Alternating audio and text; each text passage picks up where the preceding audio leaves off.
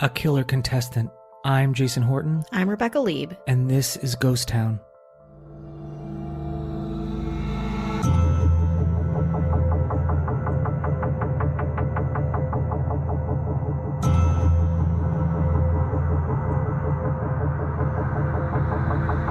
Let's see. Bachelor number one is a successful photographer who got his start when his father found him in the dark room at the age of 13, fully developed.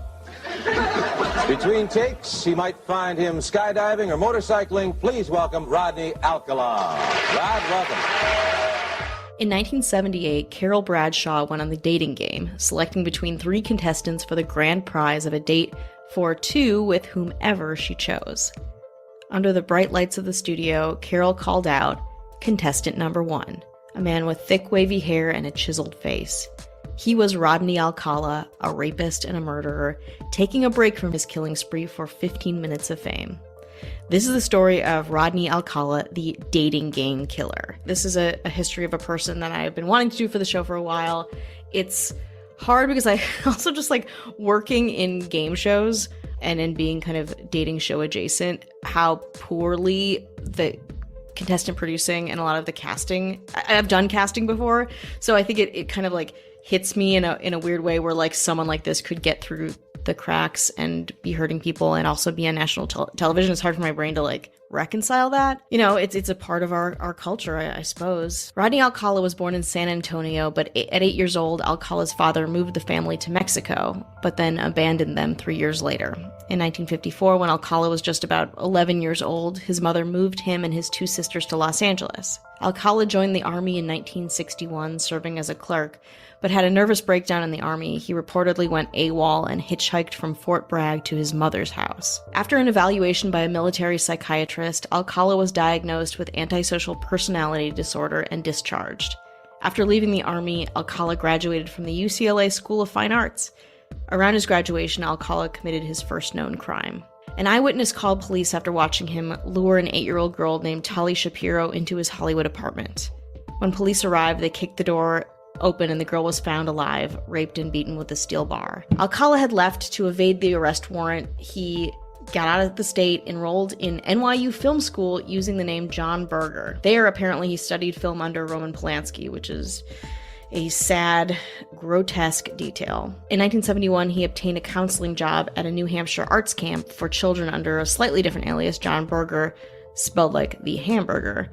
In June 1971, Cornelia Michelle Crilly, a 23-year-old TWA flight attendant, was found raped and strangled in her Manhattan apartment. Also in 1971, the FBI added Alcala to its most wanted list. A few months later, 2 kids at an arts camp noticed his photo on an FBI poster at a post office. Alcala was arrested and extradited to California. By then, Shapiro's parents had relocated their entire family to Mexico and refused to allow Shapiro to testify at Alcala's trial. Without Tali Shapiro's testimony, the prosecutors were unable to convict him of rape and attempted murder and were forced to permit Alcala to plead guilty to just assault. Alcala was paroled after 17 months in 1974 under the indeterminate sentencing program, which is fucked up. I had never heard of it before. Indeterminate sentencing was when someone would be sentenced, but it was kind of open-ended. It would be determined during imprisonment based on the inmate's conduct, their ability for rehabilitation, whatever the supervisors felt was appropriate for them, which it was a really popular thing to do in the 1970s, which I get in theory, but also the amorphous sentencing of someone does not seem fair to the victims involved, those hurt, etc. The inmate could have been returned to society or be kept in prison for life. Like, those are 2 very separate things if we're talking about incarceration. Now that kind of sentence has been determined unconstitutional, I don't know, because of cases like this, most likely. Less than 2 months after his release, Alcala was rearrested for assaulting a 13-year-old girl identified in court as Julie J., who had accepted what she thought would be a ride to school. Once again, he was paroled after serving 2 years of an indeterminate sentence. Good work, federal justice system. In 1977, after Alcala's second release, his Los Angeles parole officer, for whatever reason, permitted him, a repeat offender and known flight risk, to travel to New York City. NYPD cold case investigators now believe that a week after arriving in Manhattan, Alcala killed Ellen Jane Hoover, 23, sorry if I mispronounced that, daughter of the owner of the popular Hollywood nightclub Ciro's and goddaughter of Dean Martin and Sammy Davis Jr.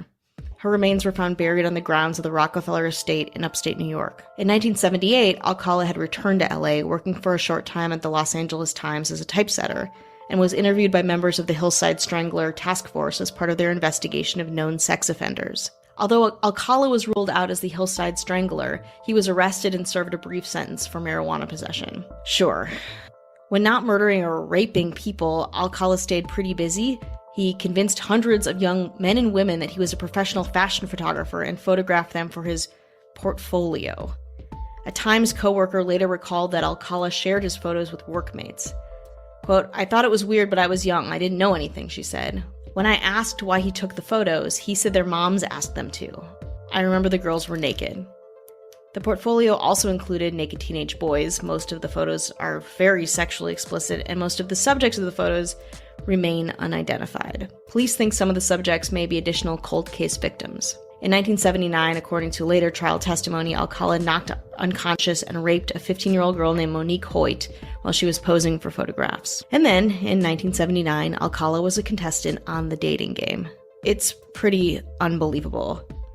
A testament, again, to how poorly produced and cast these shows are, and my own experience too. It can be very triggering to think that this could happen in television, national television, and especially on a popular game show that is about dating and about people relating to each other, about strangers relating to each other. Host Jim Lang introduced him as a, quote, successful photographer who got his start when his father found him in the darkroom at the age of 13, fully developed. Between takes, you might find him skydiving or motorcycling. Like, he sounds like a psychopath. A fellow contestant later described Alcala as a very strange guy with bizarre opinions. But hey, like I mentioned earlier, Alcala won the show. Unfortunately for him, and very fortunately for Bachelorette Cheryl Bradshaw, she refused to go on a date with him. She told the Sunday Telegraph in 2012, quote, "I started to feel ill. He was acting really creepy. I turned down his offer. I didn't want to see him again." Good going, Cheryl. Maybe Bradshaw's rejection affected Alcala because after he was on The Dating Game, he killed at least 3 people almost immediately. One of these people was 12-year-old Robin Samso. She disappeared somewhere in Huntington Beach between a beach trip and her ballet class on June 20th, 1979. Her decomposing body was found 12 days later in the Los Angeles foothills. Samso's friends told police that a stranger had approached them on the beach, asking to take their pictures. Detectives circulated a sketch of the photographer, and Alcala's parole officer immediately recognized him. During a search of Alcala's mother's house in Monterey Park, California, very close to where we're recording right now, police found a rental receipt for a storage locker in Seattle. When police searched the locker, they found Samso's earrings, and another pair of earrings that had residue that matched another murdered woman that eventually, again, the DNA match solved her murder, but another victim of Alcala. Alcala was arrested in July 1979 and held without bail. In 1980, he was tried, convicted, and sentenced to death for Samso's murder, but the verdict was overturned by the California Supreme Court because jurors had been improperly informed of his prior sex crimes. In 1986, after a second trial virtually identical to the first except for the omission of the prior criminal record testimony, he was again convicted and sentenced to death. A Ninth Circuit Court of Appeals panel nullified the second conviction, in part because a witness was not allowed to support Alcala's contention that the park ranger who found Samso's body had been, quote, hypnotized by police investigators. After his second trial, Alcala wrote and self-published a book, You, the Jury, where he claimed innocence in the Samso case and suggested a different suspect. He also filed 2 lawsuits against the California penal system, one for when he fell in jail, though he didn't injure himself or anything like that, and another for the prison's refusal to provide him a low-fat diet. In 2003, prosecutors entered a motion to join the Samso charges with those of the 4 newly discovered victims. After lots of contesting from his defense, in February 2010, Alcala stood trial a 3rd time on the 5 joined charges. For this 3rd trial, Alcala elected to act as his own attorney. Great move. Again, if you're a psychopath out there, nothing says psychopath more than being your own attorney. He took the stand in his own defense and for 5 hours played the roles of both interrogator and witness, asking himself questions and addressing himself as Mr. Alcala in a deeper than normal voice. And then he would answer those questions. During this very bizarre self-questioning and answering session, he told jurors that he was at Knott's Berry Farm applying for a job as a photographer at the time Samso was kidnapped. He showed the jury a portion of his 1978 appearance on the dating game in an attempt to prove that the earrings found in his Seattle locker were his, not Samso's. Jed Mills, the actor who competed against Alcala on the show, told a reporter that the earrings were not yet a socially acceptable accoutrement for men in 1978. But, he said, I had never seen a man with an earring in his ear, he said. I would have noticed them on him had I seen them. Alcala made no significant attempt to dispute the 4 added charges other than saying he couldn't remember killing any of the women. As part of his closing argument, he played the Arlo Guthrie song Alice's Restaurant, in which the protagonist tells a psychiatrist that he wants to kill. After less than 2 days' deliberation, the jury convicted him on all 5 accounts of first-degree murder. A surprise witness during the penalty phase of the trial was none other than Tali Shapiro, Alcala's first known victim, who was finally willing to testify against him. In March 2010, Alcala was sentenced to death for a 3rd time. That same month, the Huntington Beach, California, and New York City police departments released 120 of Alcala's photographs, looking for help identifying the subjects and finding other victims. Approximately 900 additional photos could not be made public, police said, because they were too sexually explicit. In the first few weeks, police reported that approximately 21 women had come forward to identify themselves, and at least 6 families said they believed that they recognized loved ones who disappeared years ago and were never found. That is such a sad thing, and if you happen to see the photos, as of September 2019, 109 of them are still online. The police are still trying to find people that are depicted in the photos, get help. You can just do a Google search of Rodney Alcala photos and you can find them. And obviously this is a really good, I don't want to say a bright side of the day and age that we're in right now with the technology that we have, that we can continue to, avenge these wrongdoings against people until this guy is dead or until, some other form of justice is served. Rodney Alcala's victim count remains unknown, but could be as many as 200.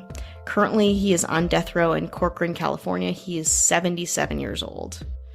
Oof, it's a really hard, it's hard because he's still alive, and it's hard because there's so many victims who have perhaps not been found and he has not been brought to justice under their deaths and charges. But again, like I said, it's good that this is a continuing conversation.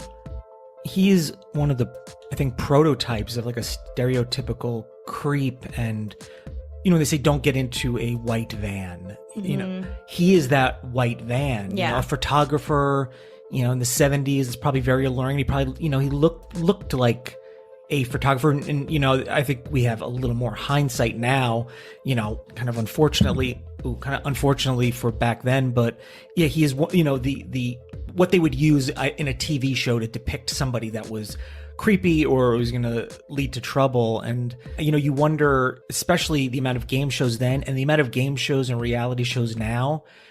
And there's been people, we talked about the Jenny Jones show, the murder because of that show. And there's just so many reality shows. Wasn't there one like $1 million something where they didn't even air the show? We didn't do an episode on it yet. But Megan Wants a Millionaire? Maybe, and somebody was I actually murdered. want to do an episode on that because it's but it's also just like so dark. Yeah. The fact that people can kind of not get filtered out and be on TV and do well on a show and still be fucking murderers and rapists. Like it boggles my mind. I wanted the contrast of the amount of, I'm putting reality and game show together, but the amount of it is so high. There's just so much volume.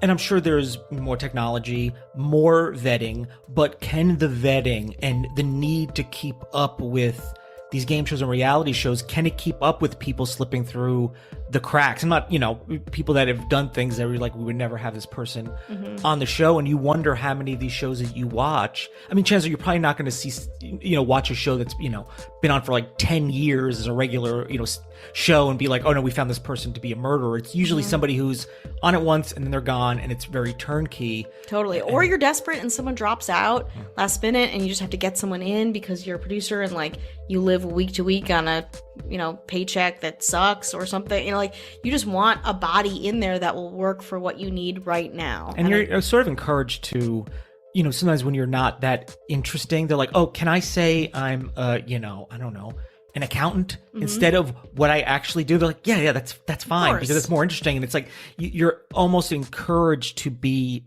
deceptive in a way. I'm not like trying to suggest that they're purposefully like willfully ignorant, although I'm sure sometimes they are. But I think it's that pressure to be like, it's like that pressure to like, we start filming tomorrow, or it's live in 5 minutes. Mm-hmm. We need a human body there. Are they the dating show, dating show killer?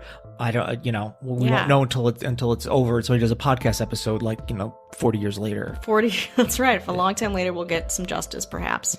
But yeah, that it's very, again, someone who's dabbled in casting, but is kind of privy to the process. I'm not even sure. I mean, they must do background checks in like The Bachelor or something, I assume. But, you can just kind of walk onto a studio, and if you are handsome with a great van, who knows what will happen to you.